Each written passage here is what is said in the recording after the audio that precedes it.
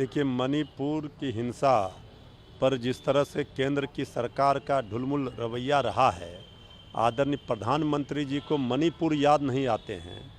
तो मणिपुर में तो अब वहाँ के माननीय मुख्यमंत्री, माननीय मंत्री, माननीय विधायक सब लोग अपने को असुरक्षित महसूस कर रहे हैं।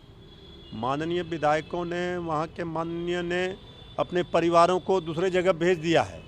तो क्या हालात उत्पन्न हुए हैं, इस स्थिति में समर्थन अगर वापस लिया तो सही है।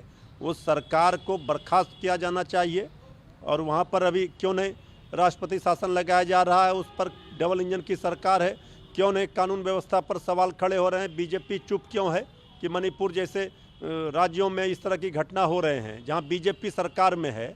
अगर दूसरे राज्यों में इस तरह की घटना होती तभी बीजेपी दिन भर प्रवचन करती। ने बैठक तो कर रहे हैं, लेकिन बैठक का फलाफल क्या हो रहा है, ये कोई नई बात आज नहीं है।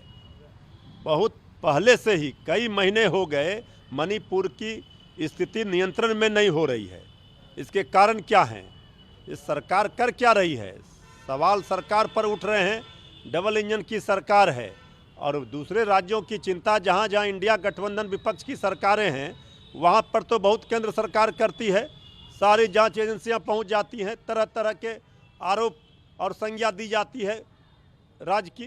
और मणिपुर में कौन सा राज है ये बताएं आदरणीय प्रधानमंत्री जी। निश्चित रूप से मणिपुर की जनता को न्याय मिलनी चाहिए। मणिपुर की सरकार चाहे किसी की रहे, लेकिन जनता को न्याय मिलना चाहिए उस राज्य के। केंद्र सरकार की सीधे तौर पर जिम्मेवारी है कि क्या हालात हैं। अगर आदरणीय प्रधानमंत्री जी समय निकालकर मणिपुर के लिए चले जाते एक बार तो स्थितियां कुछ और होती। प्रधानमंत्री जी को मणिपुर याद ही नहीं आता है। बाकी देश दुनिया पूरा घूम लेते हैं, जाते हैं, लेकिन मणिपुर पर चुप हो जाते हैं।